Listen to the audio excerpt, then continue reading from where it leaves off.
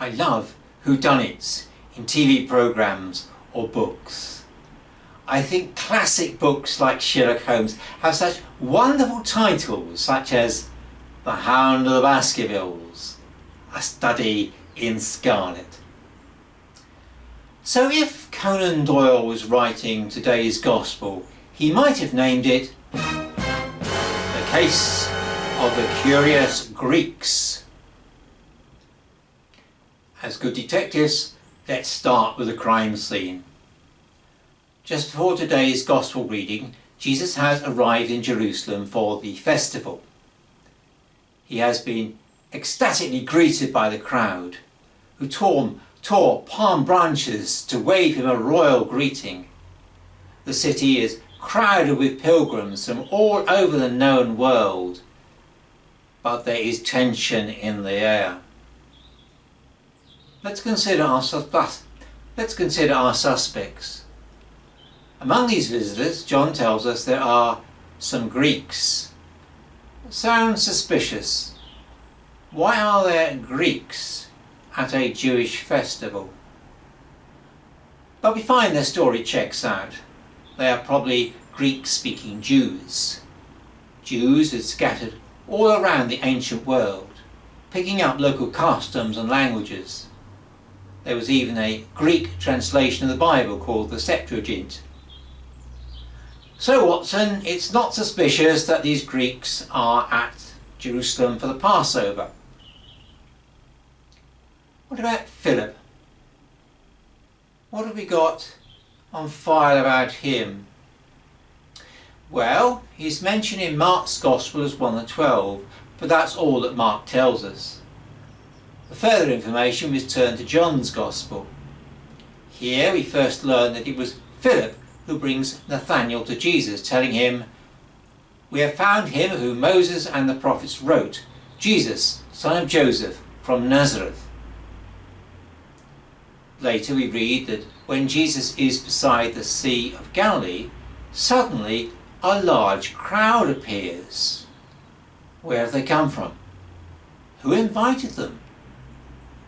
Does Jesus suspect that Philip might have been responsible? Certainly it's to him he turns when he asks, "Philip, where are we to buy bread so these people here have something to eat?" Is Philip behind 5,000 people turning up in a deserted area to see Jesus? Has Philip got form in bringing people to Christ? We may then ask, why did these curious Greeks approach Philip?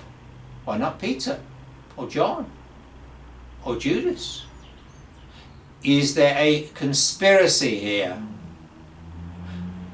Further investigation, though, tells us that Philip is from the Galilean town of Bethsaida. Galilee was a very culturally mixed area. Whereas Judas, Simeon, Bartholomew are all Hebrew names, Philip is a Greek one. We may deduce that Philip himself came from a Greek-speaking family. Perhaps he wore a Greek style of clothing, or perhaps the pilgrims had heard him speaking in that language.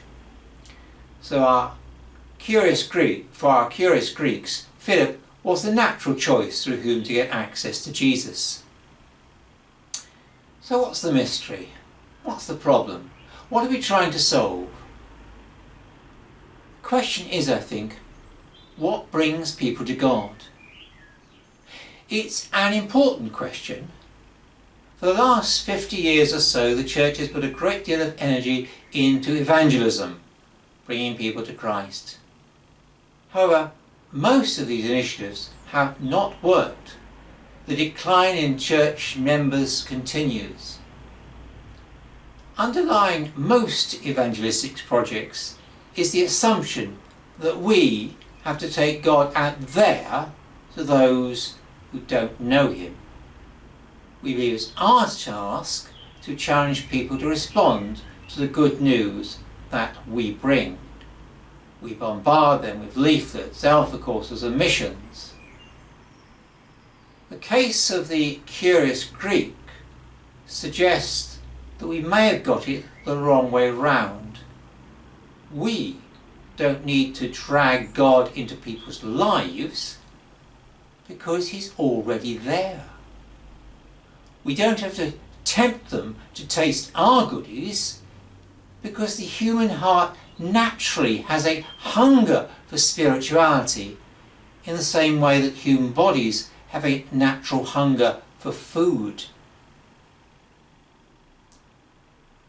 Jesus declines Philip's request to see the Greeks because he says the time is not right. Yet he goes on to speak of the hour that is soon coming when he will be lifted up.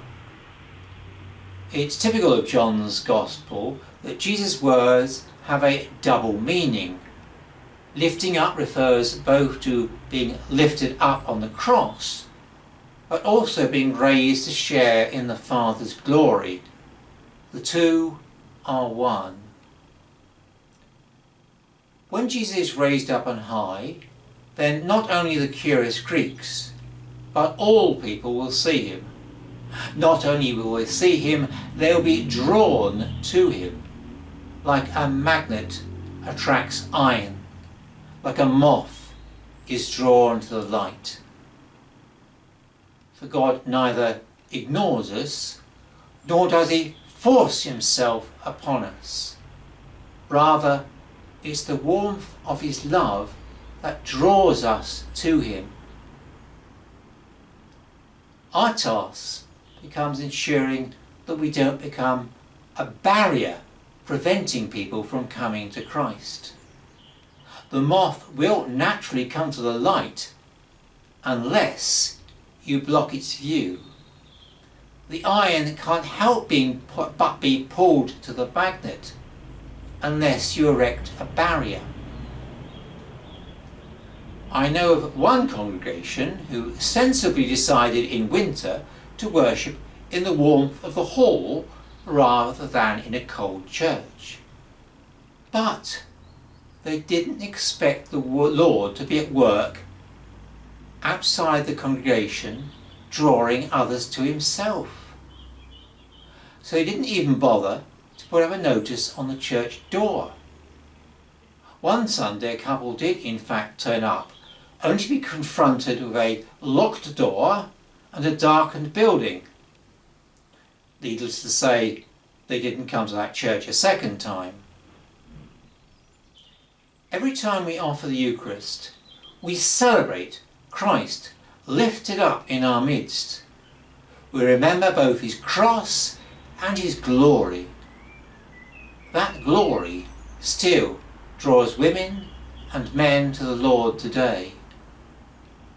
John Wesley, in wonderful 18th century language, describes the Eucharist as a converting ordinance, meaning that in the sacrament Christ draws people to himself. Sadly, all too often, we are the barrier that prevents them coming. When we quarrel among ourselves, we block his light. When our love is weak, we block his light. When our worship is half-hearted or sloppy, we block his light. The case of the curious Greeks urges us to base our evangelism strategy on those words that Jesus spoke in today's Gospel. I, when I am lifted up, will draw all people to myself. Amen.